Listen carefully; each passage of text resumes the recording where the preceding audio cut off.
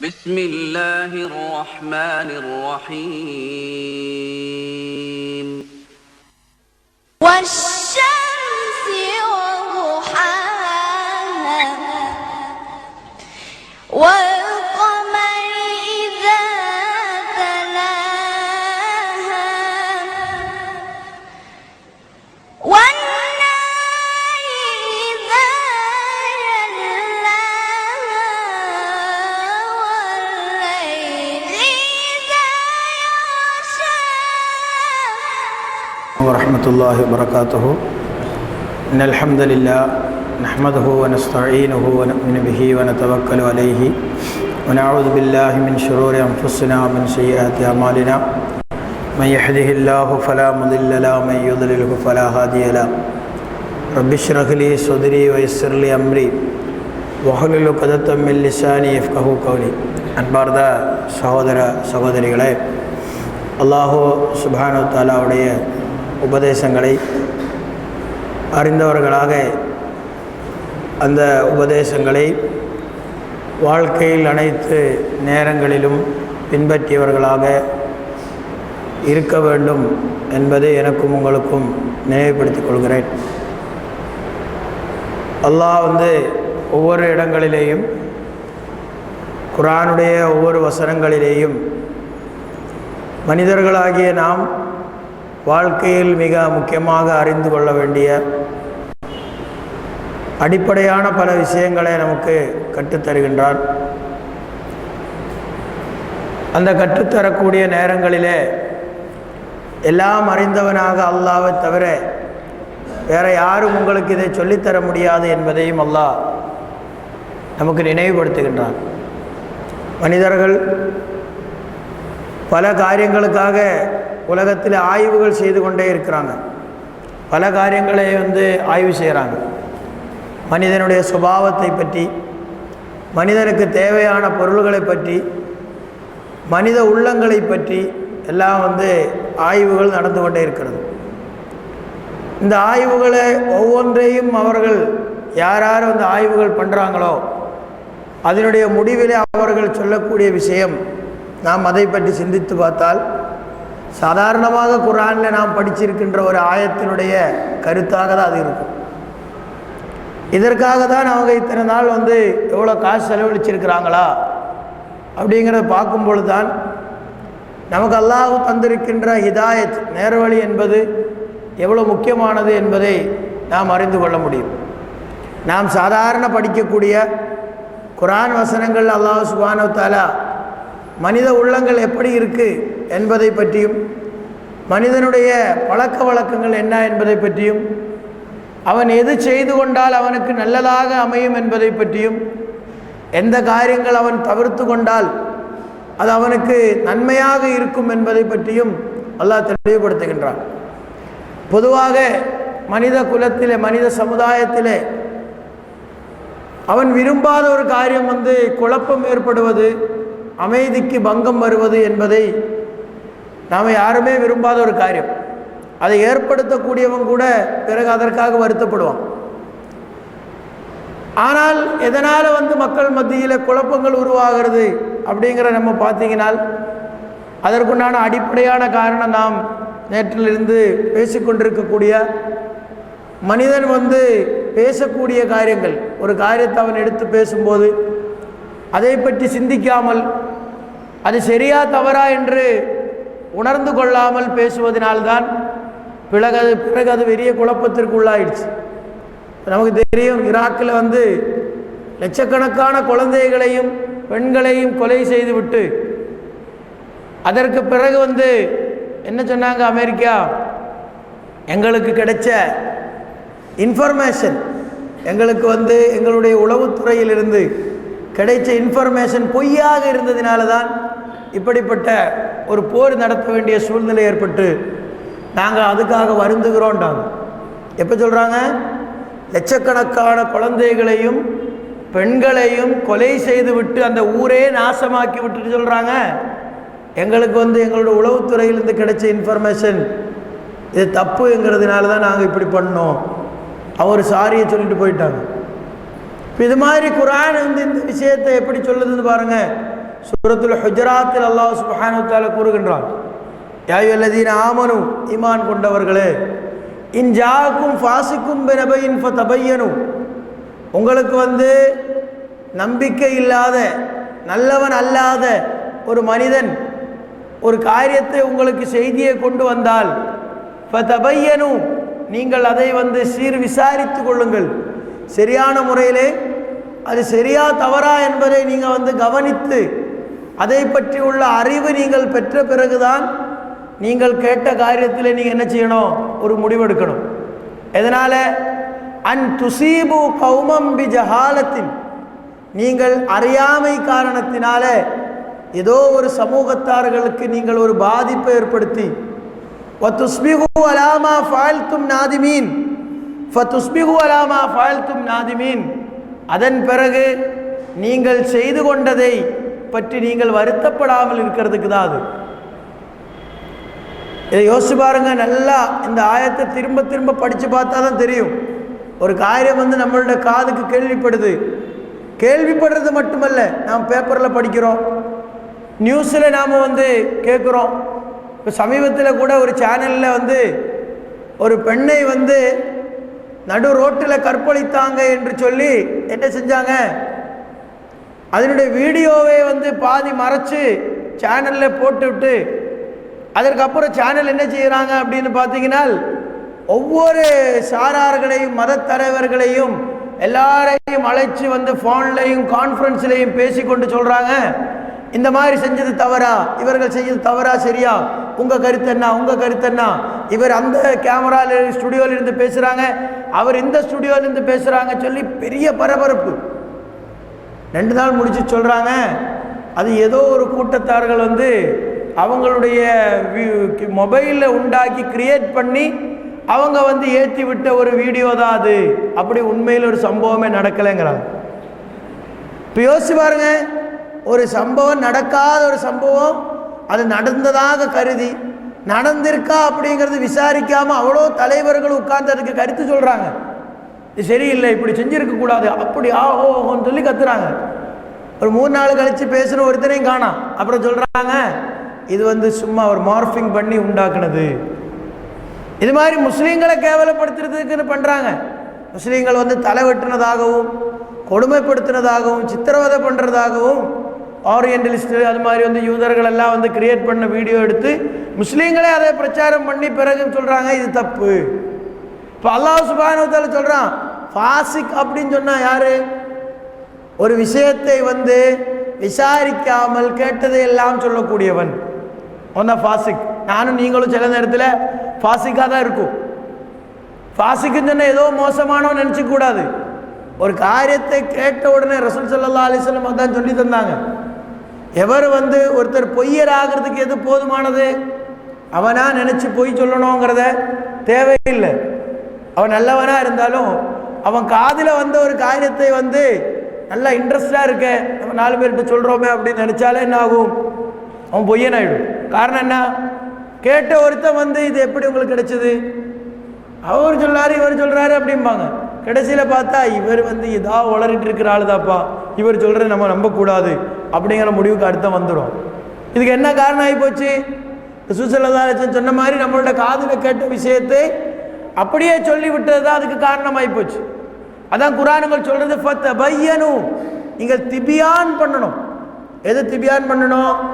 சொல்கிறவர் நல்லவரா கெட்டவராங்கிறது மட்டும் மேட்டர் இல்லை. ஒரு விஷயம் நமக்கு காதுக்கு வரும்போது அப்படி ஒன்று நடந்திருக்க வாய்ப்பு இருக்கா? அப்படி அவர் நடந்து கொள்வாரா? அவர் அந்த மாதிரி செய்கிற ஆள் இல்லையே அப்படின்னு நினைக்கணும்.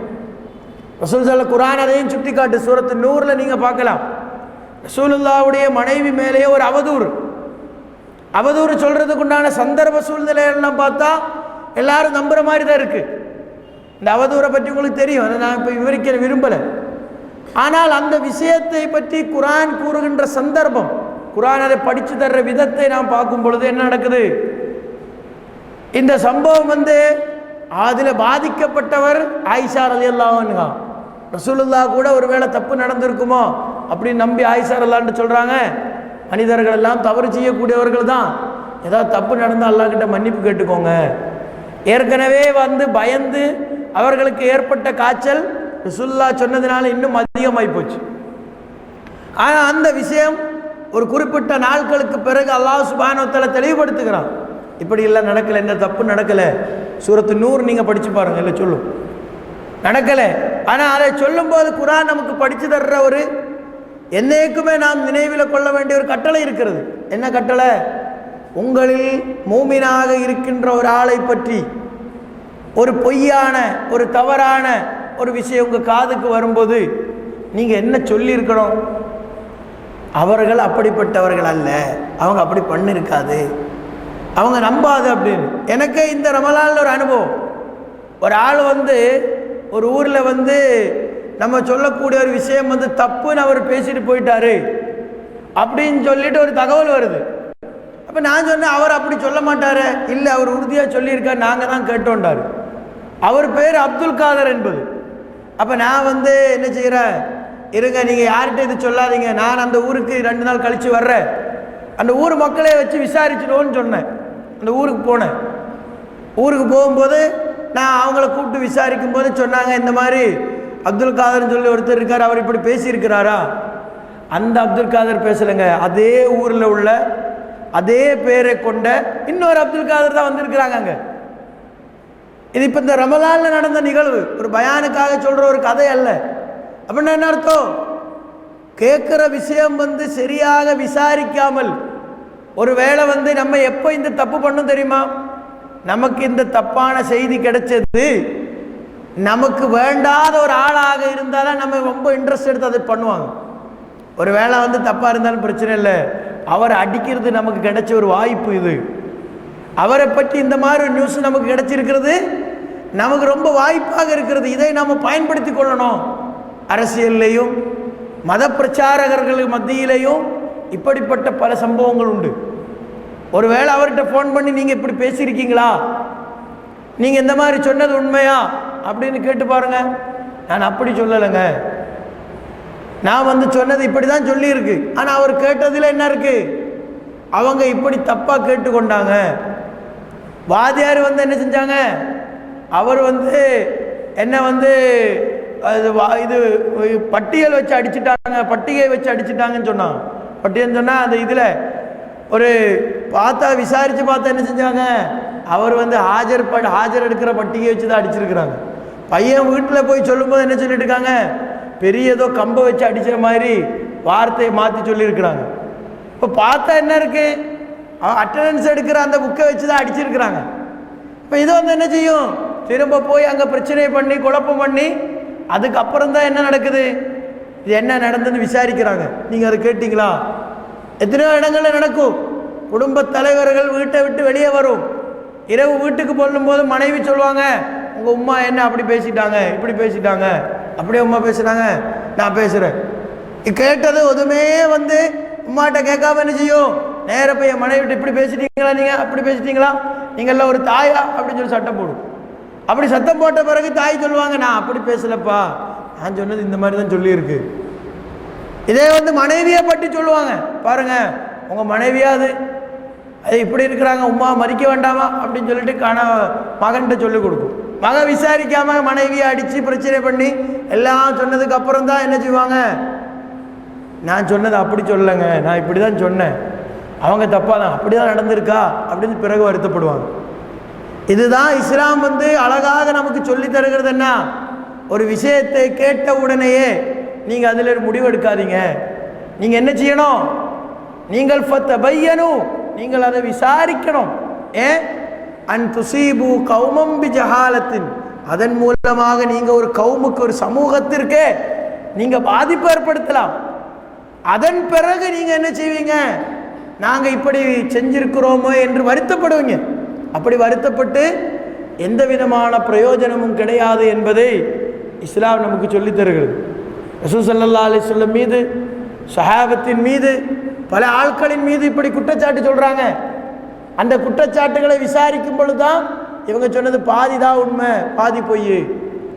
உஸ்மான் ரலியல்லாஹு அன்ஹு மீது ஒரு குற்றச்சாட்டு அல்ல. இப்னு உமர் ரலியல்லாஹு அன்ஹு ஒரு தடவை மக்காவில் காபாவுக்கு முன்னாடி அமர்ந்து கொண்டிருக்கும் போது ஒருத்தர் வருவார். வந்து என்ன சொல்லுவாங்க, உஸ்மான் ரலியல்லாஹு அன்ஹு ஆள் சரியில்லை, அவர் வந்து பதர் போரில் கலந்துக்கல, அவர் வந்து என்ன செஞ்சாரு, உஹது போரில் ஓடி போயிட்டாரு, பைஅத்து ரிதுவான் என்று சொல்லக்கூடிய மிகப்பெரிய அல்லாஹ் திருப்திப்பட்ட ஒரு ஒப்பந்தம், அதிலே அவர் கலந்துக்கல, இப்படிப்பட்ட ஒரு ஆளா நீங்க ரலியல்லாஹு அன்ஹு சொல்றீங்க அப்படிங்கிறாங்க. இப்போ இப்னு உமர் அவரை கூப்பிட்டாரு, உங்களுக்கு என்ன தெரியும் உஸ்மான் ரலியல்லாஹு அன்ஹு பற்றி? இவர் வந்து நான் சொன்னது உண்மைதான், எனக்கு இந்த ஆள் தான் சொன்னார், எப்படி விசாரிக்கல சொல்றாங்க. சொல்லும்போது இவர் கேட்டார், இப்னு உமர் அவருக்கு தெளிவுபடுத்தினார், நீங்க சொன்னதெல்லாம் பாதி உண்மை. பதர் போரில் வந்து உஸ்மான் ரலியல்லாஹு அன்ஹு அவர்கள் கலந்து கொள்ளலே என்பது உண்மைதான். ஏன் அவர் கலந்து கொள்ளலை? அவர் வந்து போருக்கு பயந்து மார்க்கத்தில் இந்த விஷயத்துக்காக போனா மௌத்தாயிடுவாங்கன்னு பயந்து வராமல் இருந்தாரா? இல்லை.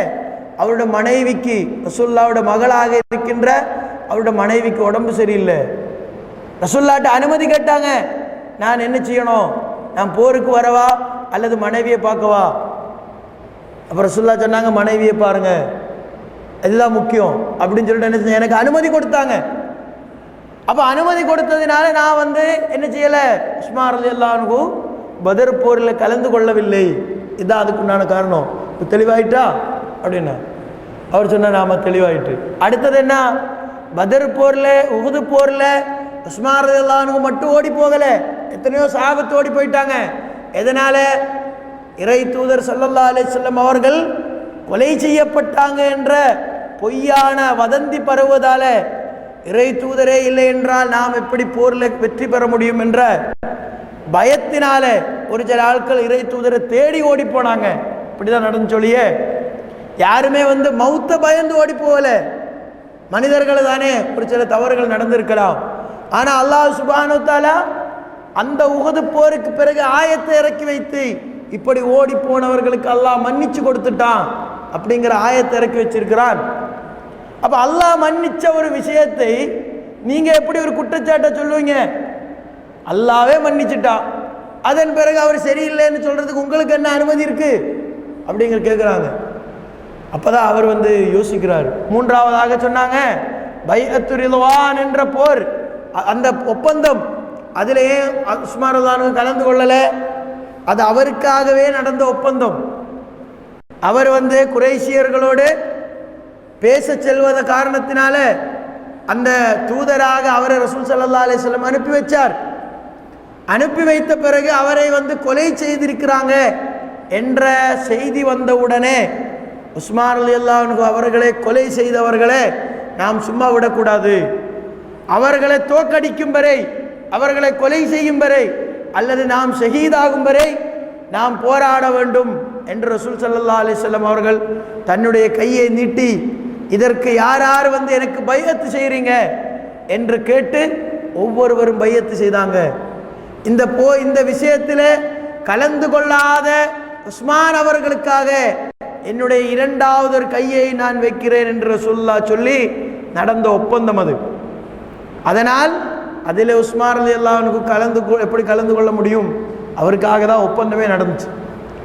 அப்போ இது பாருங்க, இது மாதிரி தான் வந்து நாம் அனைவருடையும் இடங்களிலே நடக்கக்கூடிய பல நிகழ்வுகள் கேட்கும் பொழுது பாதி சரியா இருக்கும். அடிச்சுட்டாங்க என்பது உண்மையா இருக்கு, எதனால அடிச்சிருப்பாங்க? அவன் அந்த மாதிரி ஒரு காரியத்தை செஞ்சிருப்பான். இப்போ விசாரிக்கணும், அவன் அடி வாங்குறதுக்கு தகுதியானவனா இருந்தா அடிச்சதுல சில நேரத்தில் சந்தோஷப்பட வேண்டியதாக இருக்கும். எதனால அடிச்சாங்க? சில பேர் என்ன செய்வாங்க, ஸ்கூலில் போய் வாத்தியாரை திட்டுவாங்க. என் பையன் இப்படி சொல்லிட்டாங்கன்னு சொன்னோடனே உடனே வந்து பையன் பேச்சு நம்பி வாத்தியாரை திட்டுவாங்க. பாப்பா பேச்சை கேட்டு வேற ஆட்கள்கிட்ட சண்டை போடுவாங்க. மனைவி பேச்சை கேட்டு உம்மாட்டு சண்டை போடுவாங்க. உம்மா பேச்சை கேட்டு மனைவிட்டு சண்டை போடுவாங்க. எல்லாம் சண்டை போட்டு முடிச்ச பிறகு கோபம் எல்லாம் அடங்கின பிறகு யோசிப்பாங்க, இதுக்கு எந்த விதமான பிரயோஜனம் இல்லை என்பதை தான் இஸ்லாம் இந்த இடத்துல நமக்கு தெளிவுபடுத்துகிறது. இப்போ என்ன செய்யணும் ஒரு முஸ்லீம்? அதனால தான் ஹதீஸ் கலையிலேயே எது ரொம்ப முக்கியமாயிட்டு, ரசூலுல்லாஹி ஸல்லல்லாஹு அலைஹி வஸல்லம் மீது கூட அவதூறுகள் கிளப்பி இருக்கிறாங்க, பொய் சொல்லி இருக்கிறாங்க. இதெல்லாம் இஸ்லாம் என்ற பெயரில் இன்னைக்கு பிரச்சாரம் ஆகிக்கொண்டிருக்கிறது. இப்போ என்ன செய்யணும்? அதை விசாரிக்கணும். ஒரு ஹதீஸ் ஒரு விஷயத்தை ஒருத்தர் சொன்னால், அவர் சொன்னால் கரெக்டாக இருக்குங்க, அவர் 7 வருஷம் மதரசால படிச்சிருக்கிறாங்க, அவர் நல்லா பயான் பண்ணுறாருங்க, அவர் எத்தனையோ சீடியில் பேசியிருக்கிறாருங்க, அதனால அவர் சொன்னால் கரெக்டாக இருக்கும் இப்படிங்கிறாங்க. ஒரு காலத்திலே முஸ்லிம் சமுதாயம் மிகப்பெரிய குழப்பத்திற்கு போனதுக்கு காரணம் என்ன? ஒரு பெரிய அறிஞர், அவர் எத்தனையோ புத்தகங்கள் எழுதியிருக்கிறார், எத்தனையோ ஆய்வுகள் பண்ணியிருக்கிறார், உலகத்தில் அவருக்கு எத்தனையோ சீடர்கள் இருக்கிறாங்க, அதனால் அவர் சொன்னால் கரெக்டாக இருக்கும், ஆனால் நான் இந்த மதுஹபில் இருக்கிறேன். அவர் சொன்னது அறிவுக்கு பொருந்தாவிட்டாலும் குர்ஆனுக்கு முரண்பட்டாலும் நான் அதை நம்புறேன்பாங்க. எந்த அளவுக்கு மடமையான காரியங்கள் இந்த சமுதாயம் அந்த அடிப்படையில் செஞ்சிருக்கிறாங்க பாருங்க. ஹஜ்ஜுக்கு செல்லும் போது இன்றைக்கு நடக்கும். ஷாஃபி மதுஹபை சேர்ந்தவரால் ஹஜ்ஜுக்கு செல்வதாக இருந்தால் இஹ்ராமுடைய நேரத்தில் என்ன செய்வாங்க? ஒரே லீப் ஜம்பிங். என்ன, ஹஜ்ஜுக்கு நெய்யத்து வைக்கும் போதே இஹ்ராம் கட்டும் போதே நான் ஹனஃபியா மாறிட்டேன் அப்படிம்பாங்க. எல்லா செயல்களும் முடிச்சு திரும்ப ஏர்போர்ட்டில் இஹ்ராமிலிருந்து வெளியே வந்து ஏர்போர்ட்டில் வந்து உடனே நினைச்சுவாங்க, நான் மீண்டும் ஷாஃபியா மாறி இருக்கிறேன்பாங்க. என்ன காரணம் கேட்டு பாருங்க. இது சரியாக இல்லைன்னு அவனுக்கு தெரியும், மனதில் உறுத்தலாக இருந்தும் செய்கிறாங்க. என்ன காரணம்? ஷாஃபியாக இருந்து விட்டால் அவருக்கு வந்து தவாஃப் பண்ண முடியாது, ஹஜ்ஜினுடைய பல செயல்கள் செய்ய முடியாது. காரணம் என்ன? பெண்கள் அந்நிய பெண்களும் சேர்ந்து தான் தவாஃபில் இருக்கும். இப்போ அந்நிய பெண்களை வந்து தொட்டாலே என்னாகும்? ஒது போயிடும். அந்நிய பெண்களை என் சொந்த மனைவியே ஒது செஞ்ச பிறகு தொட்டுட்டால் ஒது முறிந்து விடும் அப்படிங்கிறாங்க. அப்போ என்ன ஆகும்? இவன் வந்து தவாஃபில் ஒரு குடம் தண்ணியோடு தான் போக வேண்டியதாக இருக்கும், அடுத்தவங்களை தொடரும், திரும்ப வந்து ஒது செய்யணும், இப்படி ஆகும்.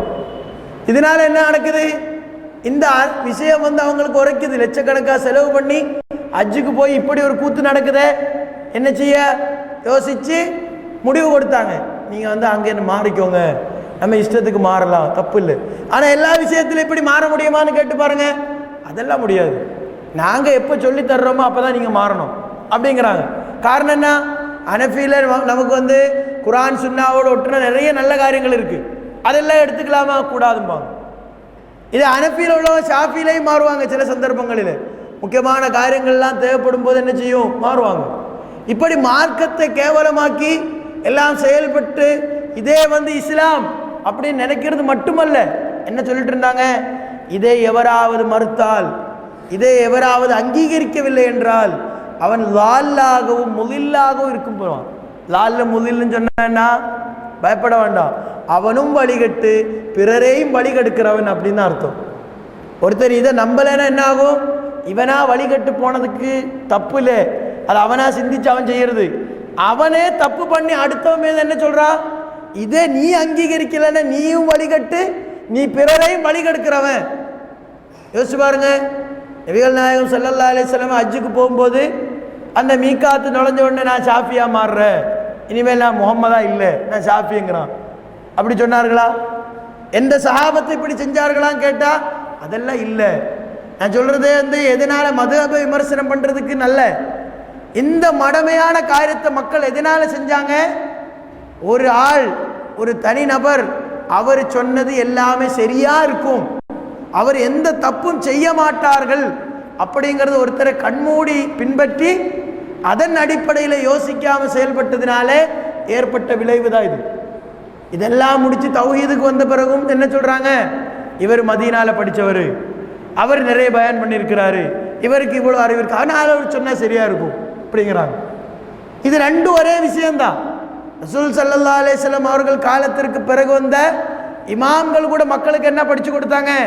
இமாம் மாலிக் ரஹிமஹுல்லாஹ் ரசூல் ஸல்லல்லாஹு அலைஹி வஸல்லம் அவர்களுடைய மதீனாவில் வந்து அவருடைய கபர்கிட்ட வந்து அவரோடு கூட வந்தவங்களுக்கு படித்து கொடுத்த பாடம் என்ன? எந்த ஒரு மனிதர் ஒரு காரியத்தை உங்களுக்கு ஏவினாலும் அவர் தடுத்தாலும் அதில் எடுத்துக்கொள்ள வேண்டியதும் மறுக்க வேண்டியதும் இருக்கும். இல்லா சாஹிபி ஃபி ஹாதல் கபர், இந்த கபரினுடைய ஆளை தவிர. யாரு? ரசூல் ஸல்லல்லாஹு அலைஹி வஸல்லம். காரணம் என்ன? அவர் வந்து வமா யன்திகு அனில் ஹவா, அவர் வந்து சுய விருப்பப்படி எதையும் சொல்றது இல்லை. இன் ஹுவ இல்லா வஹியுன் யூஹா, அது அவருக்கு வஹியாக அறிவிக்கப்பட்டாலே தவிர அவர் கூட சொந்த விருப்பப்படி எதுவுமே சொல்றது இல்லை. ஆனால் நம்ம சமுதாயத்தில் என்ன செய்யலாம்? ஒருத்தர் ஹஸரத்தானால், ஒருத்தர் மௌலவியானால், ஒருத்தர் வந்து இமாமானால் அவர் என்ன வேணாலும் சொல்லலாம், மக்களும் கேட்பாங்க, அவரும் சொல்லுவாங்க. இப்போ இதனால தான் குர்ஆன் கூறுகிறது, ஒரு விஷயத்தை உங்களுக்கு சொல்லப்பட்டால் மோசமானவர் அப்படின்னாலே விட்டுலாம் தானே, ஏன் விசாரிக்கணும்? அப்படி இல்லை. மோசமானவராக இருந்தாலும் நல்லவராக இருந்தாலும் என்ன செய்யணும்? நீங்கள் அதை விசாரிக்கணும். ரசூல் ஸல்லல்லாஹு அலைஹி வஸல்லம் அவர்கள் மனைவி மீது அவதூறு சொன்னதில் சஹாபிகளும் உண்டு. இதனால அவங்க ஏதோ தப்பு நடந்திருக்கும் என்பதை அவங்கள ஒரு நம்பகமானவர் சொன்ன உடனே அவங்க எடுத்து சொல்லிட்டாங்க. ஆனால் அதை தான் இஸ்லாம் குர்ஆன் விமர்சனம் பண்ணது, இப்படி நீங்கள் செய்யக்கூடாது. அதனால் சகோதரர்கள், நம்மளோட வாழ்க்கையில் எல்லா சந்தர்ப்பங்களிலேயும் நமக்கு உண்டாக வேண்டிய ஒரு அடிப்படையான ஒரு காரியம்தான் எது? நம்மளோட காதுக்கு எது வருதோ அதெல்லாம் உண்மை அல்ல. செய்தித்தாள்களில் வருது, ஒரு பேப்பரில் ஒரு நியூஸை படித்தா அது சரியாக இருக்குங்கிறது இல்லை. பேப்பரில் பாருங்கள், ஒரு ஆக்சிடெண்ட் நடந்து கிட்டத்தட்ட 2 மணி நேரம் 4 மணி நேரம் கழித்து தான் நிருபர் அங்கே போயிருக்கும், எல்லாம் முடிஞ்சிருக்கும். ஆனால் அவர் ஆஃபீஸில் போய் எழுதுவாங்க, ஏர்வாடியை நோக்கி ஒரு பஸ் வந்தது, அப்படி நடந்தது, இப்படி நடந்தது, திடீரென்று இப்படி சத்தம் வந்தது, அப்படிலாம் எழுதுவாங்க. அவராக கேட்டார், அவராக பார்த்தாரு? இல்லை, யாரோ சொன்னதை எழுதிட்டு இதை நம்ம காசு கொடுத்து படிச்சுட்டு இது கரெக்டாக இருக்குன்னு சொல்லிட்டு அதில் விவாதம் நடக்குது. இதெல்லாம் பாதி தான் உண்மை, பாதி தான் பொய். முஸ்லீம்களை தீவிரவாதிகள்ங்கிற சித்தரிக்கிறாங்க. அசமில் உள்ள மக்களை எல்லாம் கொலை செய்து அவங்கள அவங்களோட வீடே விட்டு துரத்தி என்ன சொல்கிறாங்க, இவங்கெல்லாம் வெளியிலிருந்து அசாமுக்கு வந்து தான் பிரச்சனைங்கிறாங்க, பொய்ய சொல்கிறாங்க. அவங்க ஆசாமுடைய சொந்த குடிமக்கள் அவர்கள். அங்கே யாரால பிரச்சனை? அங்கே விவசாயம் பண்ண வந்தவங்களால தான் பிரச்சனை, போடோக்கள் என்று சொல்லக்கூடிய ஆட்களால தான் பிரச்சனை. ஆனால் என்ன சொல்கிறாங்க, அவங்க மேலே அவதூறு சொல்கிறாங்க, இது நம்புகிறாங்க, நம்ப வைக்க முயற்சி செய்கிறாங்க. இந்த ஆயத்தின் அடிப்படையில் நாம் என்ன முடிவு பண்ணோம்? கேட்டதெல்லாம் விசாரிக்காமல், அதை பற்றி உறுதிப்படுத்தாமல், அது சரியா என்று உறுதிப்படுத்தாமல், அதை பற்றி விசாரணை செய்யாமல் இது சரியாக இருக்கும், அது கரெக்டாக இருக்கும் என்று நம்பி நாம் போனால் நமக்கு வழிகேடு தான். மறுமை நாளில் நாம் வருத்தப்படுவோம். அவர்கள் சொன்னதினால என்ன சொல்லுவாங்க? நாங்கள் அவர்களை நம்பிட்டோம், எங்களோட தலைவர்களை நாம் நம்பிட்டோம், அவர்கள் சொன்னால் கரெக்டாக இருக்கும் நம்பிட்டோம். அதன் பிறகு என்ன சொல்லுவாங்க? யாலைத்தனா, எங்களுடைய நாசமே, எங்களுக்கு நாசம். அத்தாயின் அல்லாஹ் அத்தாயினர் ரசூல், நாங்கள் அல்லாஹ்வுக்கு தூதருக்கும் கட்டுப்பட்டிருந்தால் எங்களுக்கு இந்த நிலைமை வந்திருக்காது. நாங்கள் எங்களோட தலைவர்கள் மூதாதையர்கள் அவர்கள் இவர்கள் எல்லாம் சொன்னால் கரெக்டாக இருக்கும் அப்படின்னு நம்பி தான் என்ன செஞ்சோம்? நாங்கள் வழிகட்டு போனோம். பெருநாள் வரும், பிறை என்னாச்சு, இதோட முடிஞ்சு, நாளைக்கு பிறை இருக்காது. திரும்ப என்ன சொல்லுவாங்க? சவுதிக்காரன் சொன்னால் கரெக்டாக இருக்கும், அவங்கெல்லாம் கரெக்டாக பார்க்குறதுக்கு நாளை வச்சுருக்குறாங்க அப்படிம்பாங்க. டவுன் காட்சி சொன்னால் கரெக்டாக இருக்கும்பாங்க. இது சொல்கிறது மட்டுமல்ல, அதை பற்றி விசாரிக்கணும். பிறை இருக்குமா இருக்காதா, அதை எங்கே உதிக்கும் எங்கே மறையும் படிக்கணும், அதை பற்றி தெரிஞ்சுதான் செயல்படணும். பள்ளியில் இந்த பள்ளியில் பேன் பண்ணால் அது கரெக்டாக இருக்கும் அப்படி நம்பினால் வழிகேடு தான். பிறையை பார்க்கணும், அதை அடிப்படையில் பண்ணணும். அப்படி ஒவ்வொரு இடங்களிலே நான் இந்த விஷயத்தை சொல்வதற்காக இல்லை, நிகழ்வுகள் எந்த விஷயங்கள் எதுவாக இருந்தாலும் அதை பற்றி விசாரிக்காமல், அதை பற்றி ஞானம் இல்லாமல் செயல்பட்டால் வழிகேடு தான்.